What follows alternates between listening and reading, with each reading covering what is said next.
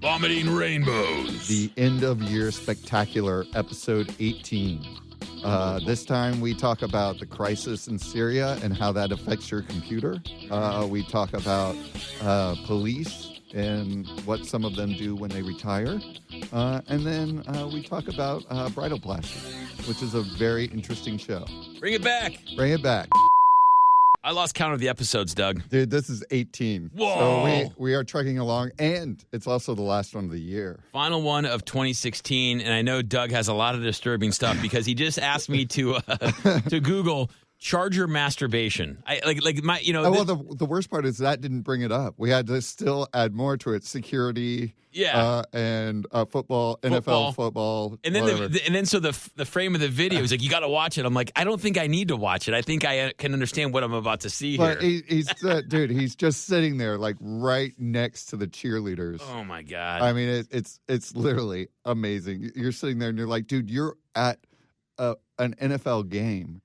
And this is the problem, though. He's like it is so obvious he's doing it like right there. But like everyone's recording him too. Yeah.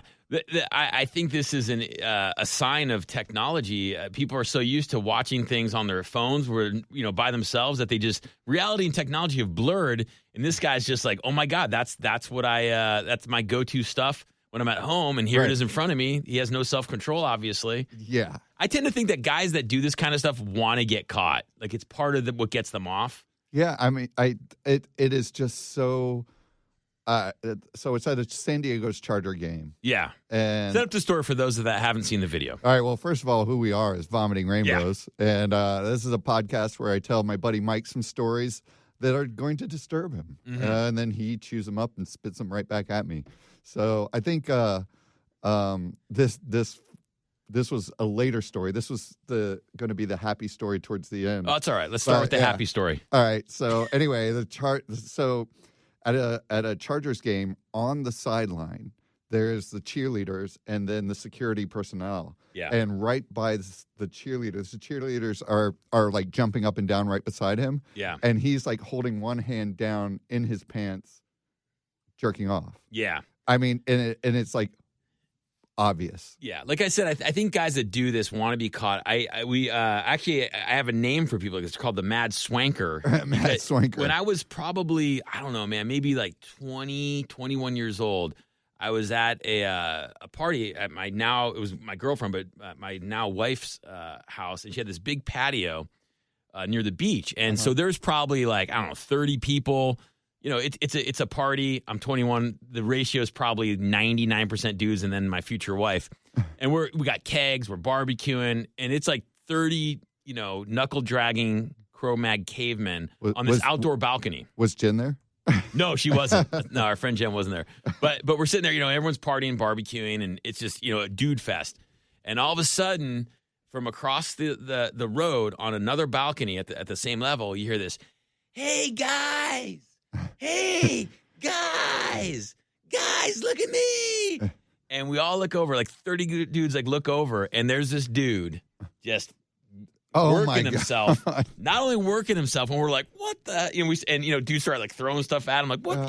And not only is he starts, the fireworks. To completion. Oh, my God. Just shooting stuff all over the place. And we're just like, what the hell? Like, everyone just looks at each other, and we're like, what the hell? And some guys are like, I'm gonna get that guy, and chase after him. And most of us just looked at each other and started laughing because we're like how demented and what a goofball you have to be the mad swanker. Yeah, but okay, so I'm trying to picture this. You're at a party in a place that so it's like friend's house. Oh yeah. So this is a neighbor that they know. That's what we couldn't figure out, whether it was someone that my wife was like, I never seen that guy before, so this could have just been some dude who was walking down the street. Maybe she just didn't want to tell you. Exactly. That's my neighbor Ted. He's kind of weird. But I always go out. Yeah. He's kind of hot in a weird way.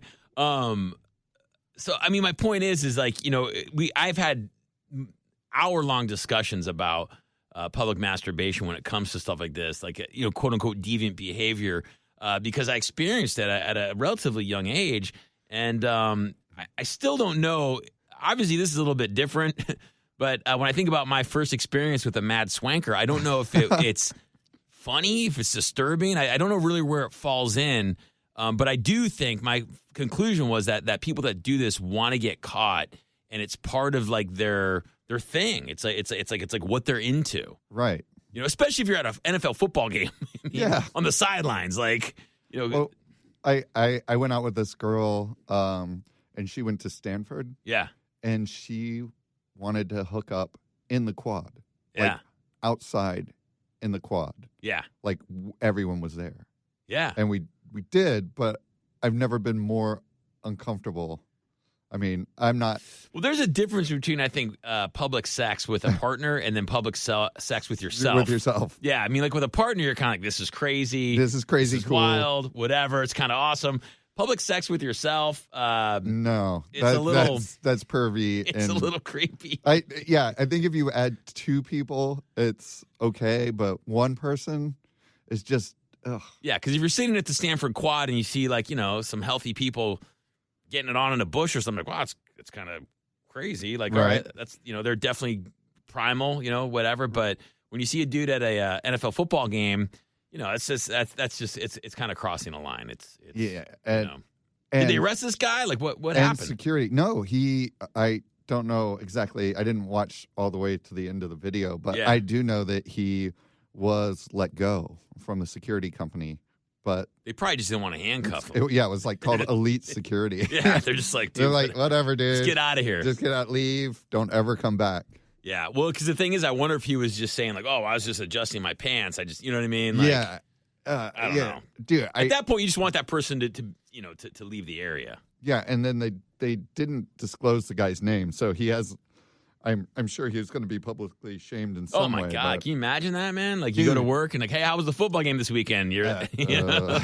that was great. Yeah, that's anyway. Disturbing story. Yeah, so they Elite put out is a security agency. They put out a thing saying that while they have been doing security for Qualcomm Stadium for years, over 20 years, they've never had an employee incident like this.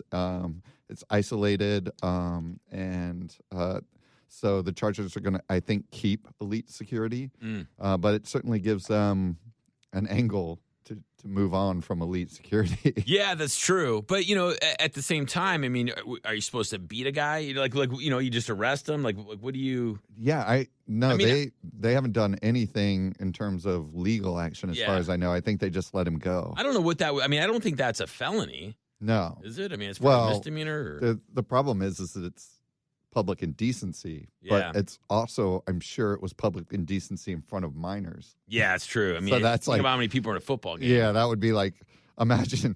Yeah. You're like with your sons. And yeah. I mean, listen, here's the deal. Someone who has no sense of reality like that needs to be...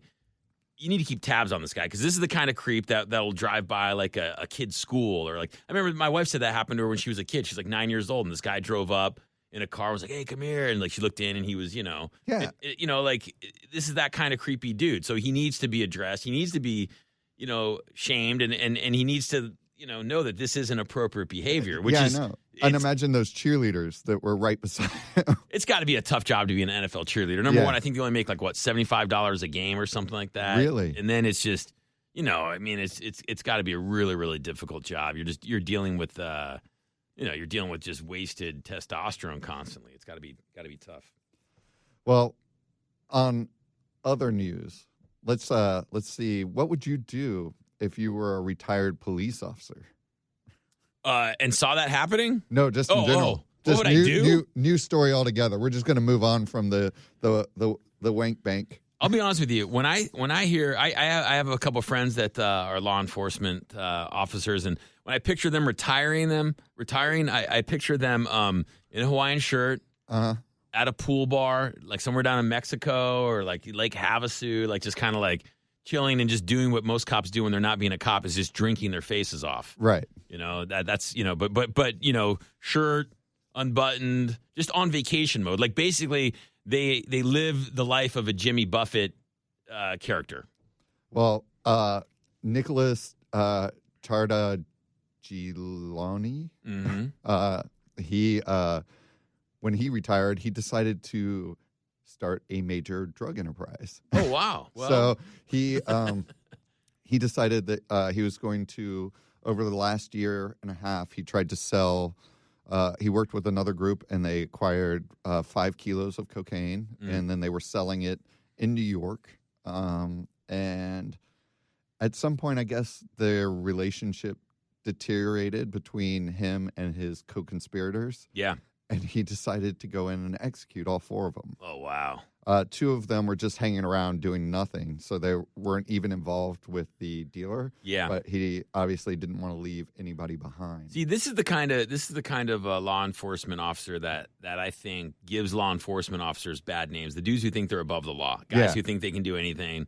I can understand how that could be a natural transition because this guy probably sees so many drug busts, so many dealers getting away with stuff. He probably, everyone thinks about that evidence locker where there's just hundreds of thousands of dollars sitting there and, thousands of pounds of drugs. And, to me, it always seems like, can't they just take that money and divvy it up or donate it to charity? Yep. So I mean, when a cop, any cop, good or bad, they're exposed to corrupt systems and they're exposed to crime. So they see how probably easy it is to do a lot of this stuff. So, I can understand the logic of going, I'll just deal drugs for a couple years and, quadruple my pension. Yeah. When you get all killy and that's when Killy and Stabby? Yeah, that's when you that's not good. Yeah, you cross the line. It's like, how that ends up. It's not good.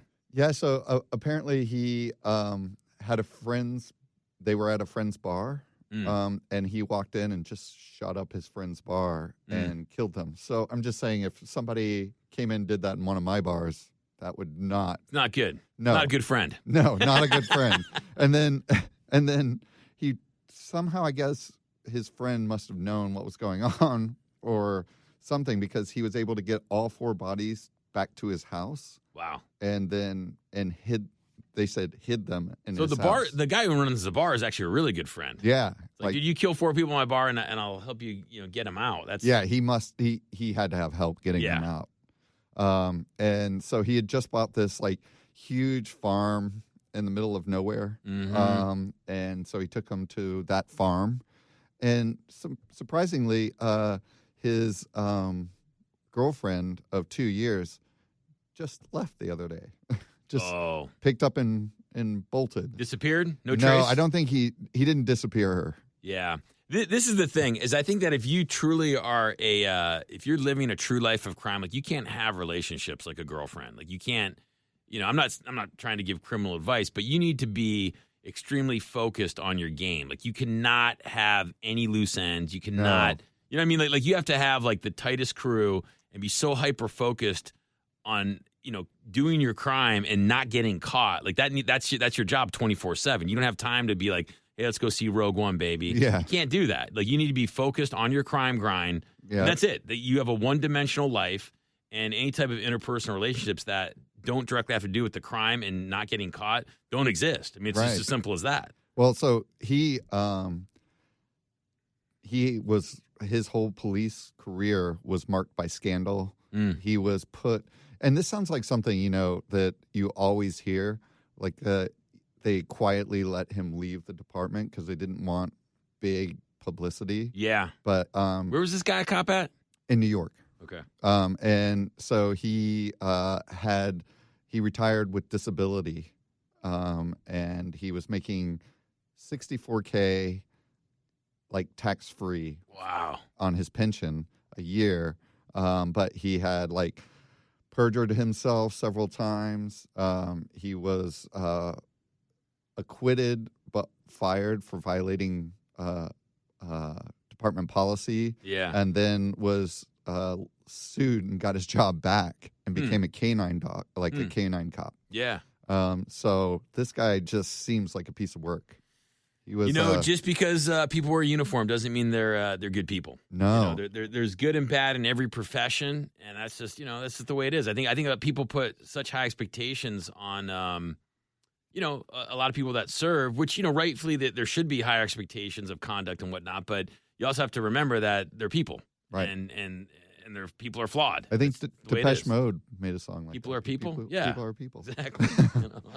So the other thing too is, when cops go out and start talking about some sort of crime to the media, Yeah. you don't expect them to beat and harass the host of the cable show that they're talking to. He had beaten one of the people. So the guy's a little dramatic. What are you talking about? Starts whacking people. Yeah, he was a character.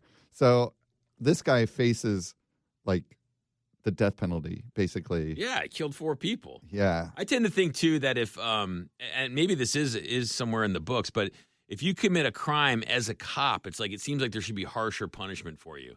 Right. Because you've impacted not just, your life, but cops everywhere, right? I mean, it's almost like a teacher that does something to a kid. It's like the punishment should be so much more severe because society has given you a certain amount of unsaid trust because of the profession you've chosen. Right. And to betray that, it seems like it should just be a little bit heavier than if you're just some dude and you go in and shoot 4 guys at a bar. Right. Yeah. Like we let you carry a gun, at all times. Like, we give you all these extra things that you can do that normal people can't do. You can buy all the cool weapons that I can't because I'm not a law enforcement officer. You can cuff and detain people. You can do all people. kinds of crazy stuff. You know what I mean? So it's like when you cross that line and become a criminal after society's given you that kind of power, it seems like you should be dealt with a little bit rougher. Right. So anyway, he's screwed and goodly and rightly so. Yeah. But on to another wonderful topic. Mm-hmm. Have you heard of the TV show Bridalplasty? Bridalplasty? Yeah. Bridalplasty. Is it a bridal show? What is Bridalplasty? So it's like 12 women compete to get a wedding and plastic surgery before their wedding. Awesome. So it was on what a great concept. It was on the E network for like a year and then it got canceled. But what a great concept. I mean, that is I don't know, man. This is the thing. My gut instinct when people are like get super into plastic surgery is that there's some type of insecurity going on there. But at the same time, people can do what they want to do. Like I'm judging them. I have my kind of gut instinct, but at the same time, it's like, hey man, if you have the money and you want to cut up your face and do all this stuff, like I'm not going to stop you. It's like freedom of choice. Like, I don't think I would ever do it.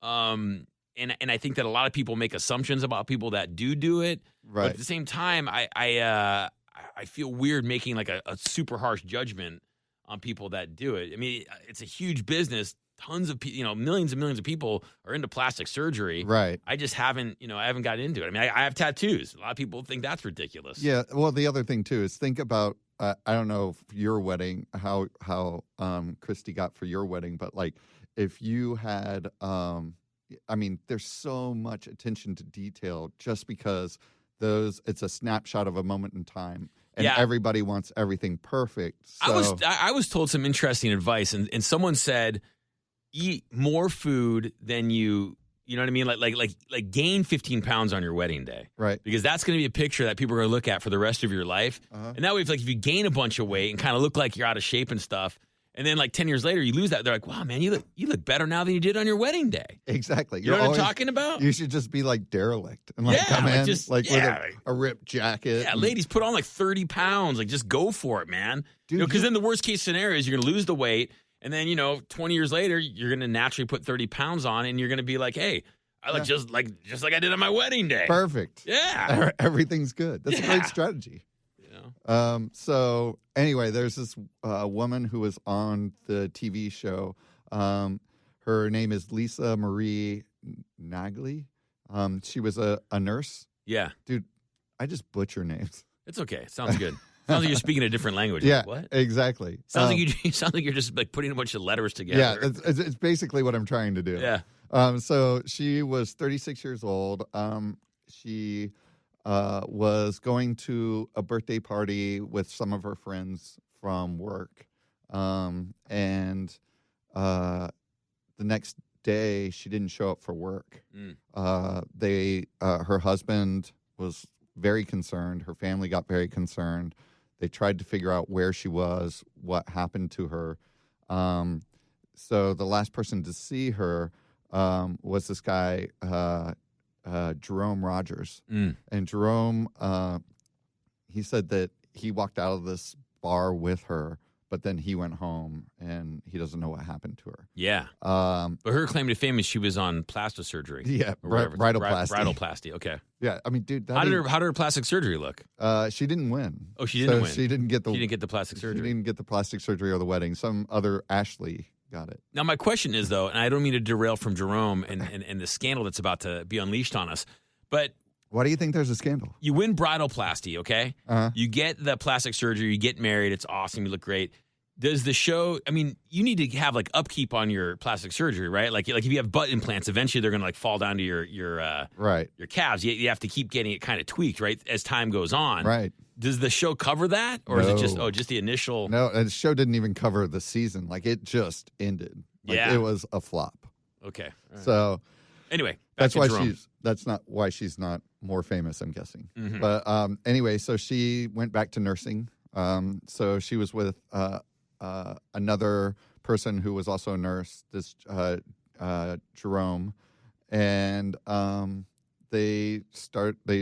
she just disappeared from this bar. They couldn't find any trace of her after that. They went and talked. Everyone said, "Oh, she was with this guy." So everyone started looking into this guy and Jerome. Yeah, Jerome. The family went to talk to him.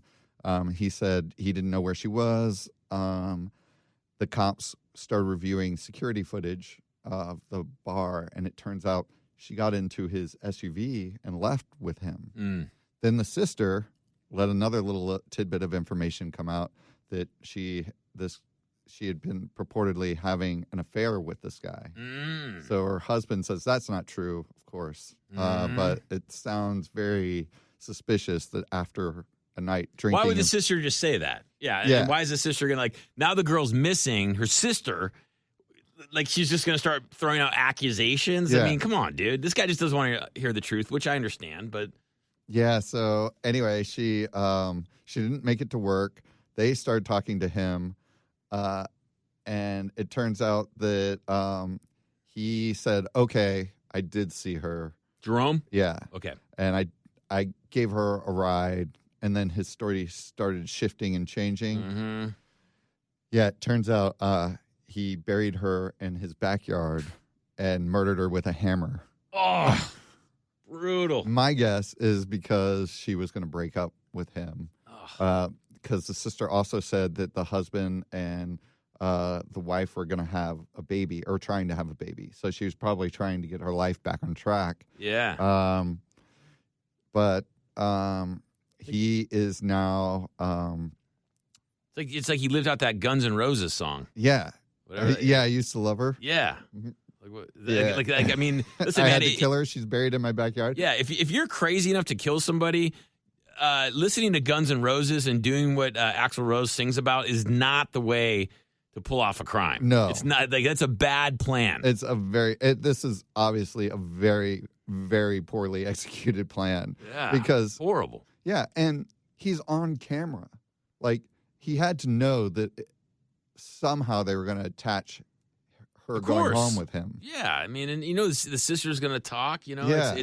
But outside of all that, knowing that this guy's going to get caught, it's like, you get in a relationship with a married woman. I mean, it's she's married. She's married. It's probably not going to work out. Right. I would imagine most of the time things get reconciled, or at least know that that's a possibility. And if you really kind of care about her, she's not going to, like, what good does someone do buried in your backyard? You know what I mean? Yeah.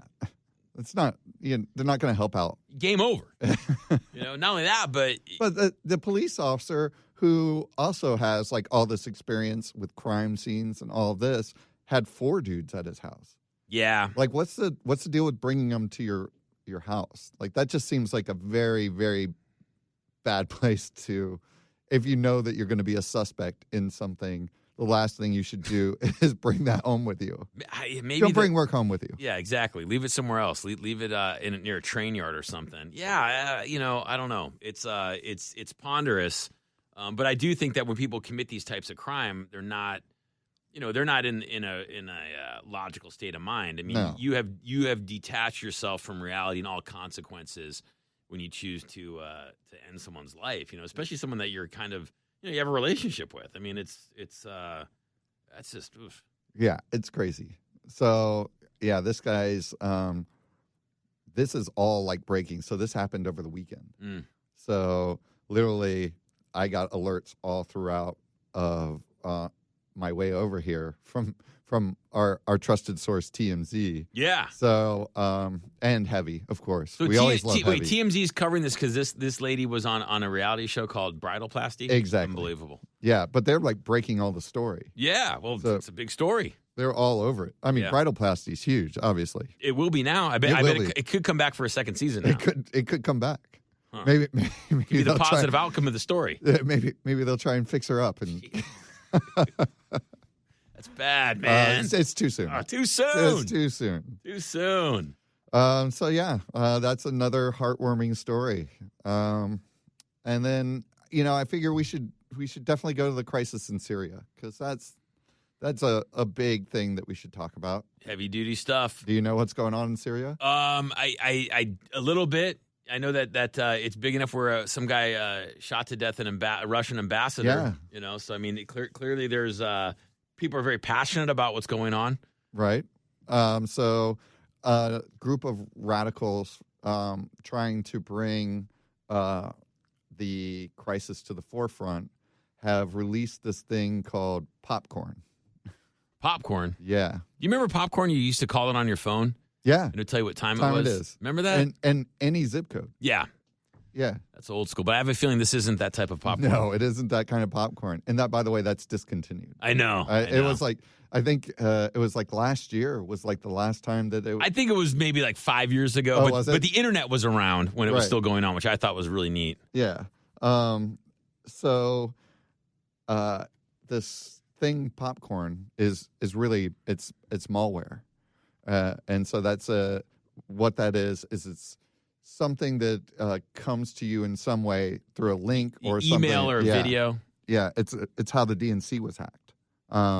But popcorn basically is a software package that holds all of your contents of your hard drive hostage. And then the really weird thing that's not really new.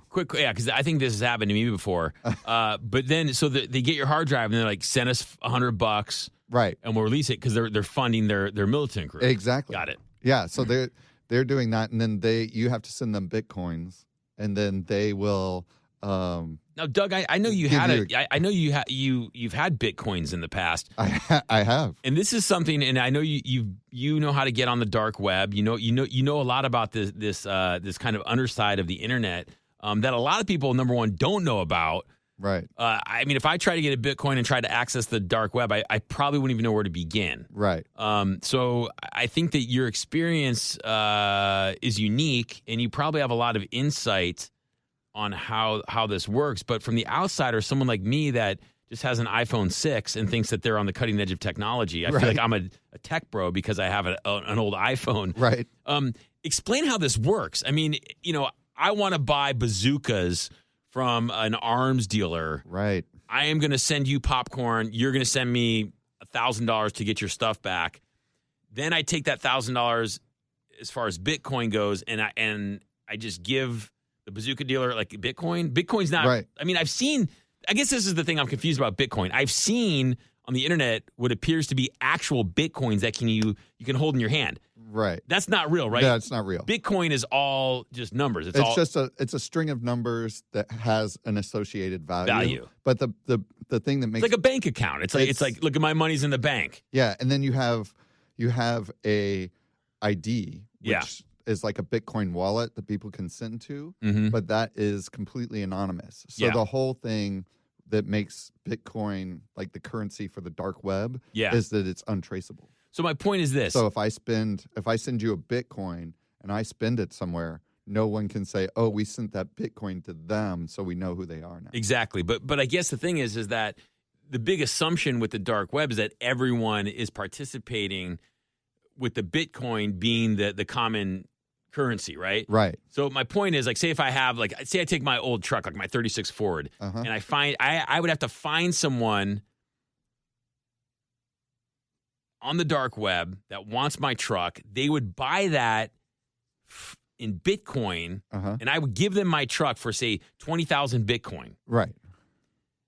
Then I have 20,000 Bitcoin to spend on the dark web. No, you can turn that right into currency. Really? Okay. Yeah, any currency you want. Because, see, that's my confusion is, like, in my eyes, I just gave a guy a 36 Ford and for you something have a string of numbers. Yeah, and I just got some numbers. But you can actually turn that into currency immediately. Real currency. And it's actually on the world market now. So you can actually see, like, exactly where it's trending. The problem is that it's very volatile. Yeah, of course. So, like, today, one Bitcoin could be worth $1,000. Yeah. And then tomorrow, one Bitcoin could be worth $5. Yeah. So it fluctuates pretty dramatically. But now it's become pretty standard. Well, it's pretty, I mean, obviously if terrorist groups or whatever, right. I mean, I don't want to label anyone a terrorist, and that's not politically correct, but whatever, revolutionary groups. Well, these are cyber terrorists. That's you exactly understand what they are. Any type of, you know, if these groups are using this to buy real arms, you know, obviously it's a legitimate form of doing transactions. You know, my confusion is being a kind of on the outside of all this is that it just seems like something that is, you know, it's just like any, I guess, currency. It's an assigned value that someone assigns to something. But it's for an example, it's one of those weird things where, you know, when people play an online video game, right, and then they sell their profiles for like tens of thousands of dollars, it's like you're putting, you know, like putting real money to something that is just code. Virtual, yeah. Virtual. It's the blending of you know, fantasy, tech, and reality. To me, it just seems that people that get involved in that, you're crazy because you're giving away $10,000 of real money for something that might not exist. That doesn't, that exists just because people say it exists. Right. Well, there's also like I have a coworker that I work with at the bars, and he made an absolute fortune selling virtual arms. Like he was a virtual arms dealer for a game.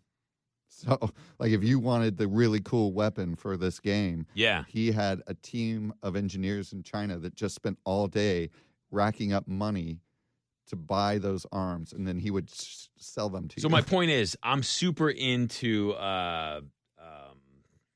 Call of Duty. Right.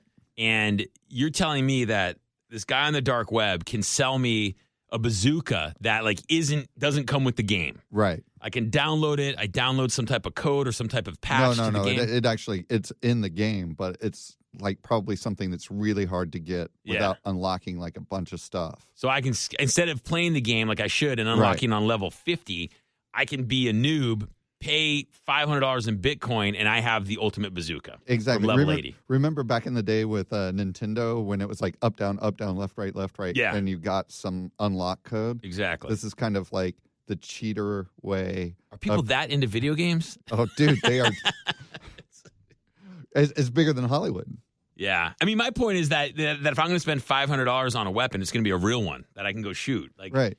Think of 10 years ago, you hardly saw any ads for games on TV. Now, like at the Super Bowl, you'll see at the highest paid ad, almost bigger than movies. Yeah. So, yeah, it's huge. I mean, you know, I know with virtual reality and stuff, it's just going to get bigger and bigger and bigger. But it's just, like I said, I still have an Atari 2600 at my house. I still just, it's just fascinating to me where we're going. You're still playing Pong? I am. In VR. And I still enjoy it. I mean, my point is like video games are there for what? To enjoy, to be entertained by. And I am, 64-bit, I'm still entertained by it. I'm still entertained by simple things. Right. You know, I don't know. That's probably a reflection on how my mind works, but it's true. Last night I was at a buddy's house, and he has a full stand-up version of Tron. Awesome. Yeah. I would put Kaboom, the old Atari game Kaboom, against any game. Any game. Well, what did Kaboom do? Kaboom, you're like a water bucket, and it's like a little jail guy that drops lit bombs. Oh, yeah. And you got to go back and forth. Yeah. I mean, it's awesome. Yeah, I totally remember that one. Hours of fun. Hours of fun. Yeah. So the one thing that's like really kind of crazy about this popcorn. Let's get back to popcorn. About popcorn, is you get 7 days to pay this ransom, but they give you 2 ways to pay. One way is to send a Bitcoin to them, which is like $700. Yeah. Or the other way is to infect 2 of your friends' computers. Oh, that's jacked So up, man. you have to send 2 of your friends infected malware, and then it has to come back to your computer, and you have to send them the UIDs of your friends. That's messed up. Yeah. Well, I mean, this is the thing: is when eventually the cyber, security forces of Team America find out who these guys are, and if you're infecting your friends, you're going to be part of this. You're going to be taken down with this ring, like you are part of their organization now. It's messed up. Yeah. So I would honestly, I'm telling you right now, Doug, that if this happened to me, like you need $700, I'd be like, dude, I'm just going to go buy another $350 laptop. Like there's nothing on my hard drive that's or like at least cloud backup your stuff. Yeah, just it's like whatever. Like, I mean, there's nothing that I have that I can't retain, but I'm sure I'm abnormal. I'm sure most people have really, really, really super important things on their hard drives. Just a lot of porn. Yeah, exactly. I can't know, man. So it's named after this BitTorrent client called Popcorn Time that was shut down because of it was like a pirate version of Netflix. Mm-hmm. So Popcorn Time was this alternative. It was revived. And so it's an open source. So that means that the internet community develops on it now. So a lot of people still use this thing and think they're installing the real Popcorn Time when it's really this malware that's going to hold your computer hostage. Mm-hmm. Uh-huh. It's interesting. It's interesting that we're talking about popcorn. But one of the things that they say is be perfectly sure that the money that we get goes towards food, medicine, and shelter for our people in Syria. We are extremely sorry for forcing you to pay, but it's the only way we can go on for living, which seems to me not really the case. If they're engineers that program and can do this, then why don't they make something? Yeah, why don't they make like a cool video game? Or yeah, something? Exactly. You know? Why don't they make Minecraft. what was the bucket? Yeah, what was the bucket game? Right? Kaboom, a new version of Kaboom 2017. Come on, man. I would pay 99 cents to download that on an app and play it on my iPhone. Like, Would you get 1 Bitcoin though for it? I don't know. Yeah, I think I'm still confused. I know you explained it so clearly to me how the dark web and Bitcoin works, and I still have no idea. Like if you sat there and said, Mike, now get on the dark web and get yourself a Bitcoin, I would be like, I don't like I don't know. The internet, to me, it's just so much easier just to find some shady dude on the street and buy what I need. Right? You know what I mean? Like, if I need something illegal, like, just find people that are into illegal stuff. Tenderloin. Yeah, just go to the Tenderloin. Like, all this high-tech, like, stuff it's just confusing to me. But I think the draw of it's just like anything. Like, when someone tells you, like, you can't do it or it's kind of, banned or it's not right, that draws people to it. The fact that there is a dark web and that you can have a Bitcoin and that you can kind of, operate in this kind of like non-traceable economy that makes people want to do it, right? It's like you hear those stories about buy gold. Like I hear enough of that, I'm like, I need to buy some gold. Like I have to buy some gold, right? Because it's like it seems like something you're supposed to be doing, dude. On the topic of gold, just a completely tangent subject is I don't know if you heard this, but last year the CIA put out a report that said, and I don't know why this didn't get more news, but the CIA put a report out on China. Yeah. And China has been hoarding gold. Yeah. And the reason that they've been hoarding gold is so that at some point they can announce that they have more gold than they said previously. Yeah. And then it just instantly tanks our economy. Because everything's on the gold standard. Yeah, yeah. So but I don't know if I don't think we're on the gold standard. I think we bailed on that like a long time ago. Yeah, but it's the amount of gold that we have. It's still a percentage of our economy. I think yeah, no, definitely. But I think the problem, and one of the problems I think with the economy and the way that like kind of what you're talking about, like hyperinflation is I think it was after during the Great Depression. We got off the gold standard because we just printed more money because we were trying to fix the economy, and we never kind of got back on it because back in the before that it was like there was a specific value to the dollar, like well, we have such a big deficit we can't. Well, now it's just out of control, right? Now it's gone completely haywire. But yeah, that's the thing is that's why markets can be manipulated. China can't. My whole point, though, is not just by buying actual physical gold. I mean, like with Bitcoin and when things become so digitized, things can be manipulated so much easier. Yeah. I mean, what happens if all the banks get the popcorn Right. infection? And all of a sudden, like, everyone wakes up tomorrow and everyone's bank account's zero. It's like Mr. Robot. Yeah, or it's like a Fight Club, right? Right. It's like everything's to zero. It's Exactly. revolution. So the big thing with popcorn is that, and this is the one thing that kind of got me about this story, is this guy from the website bleepingcomputer.com. I guess he tracks malware and suspicious things. Yeah. It's not out.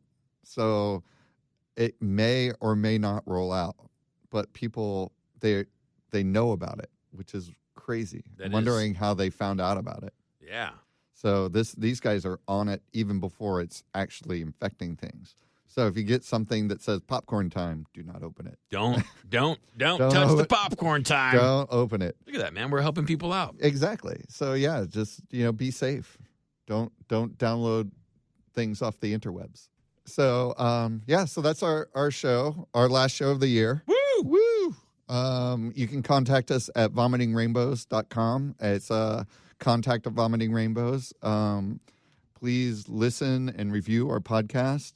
We're on all social media as We Vomit Rainbows, Twitter, Instagram, and we don't have viruses on any of those things. We're viral free. Viral free. Viral free. We're definitely viral free. Yes. Yeah. So listen to us on Google, Stitcher, and iTunes. Yeah, and have a safe New Year's. Have a safe New Year's.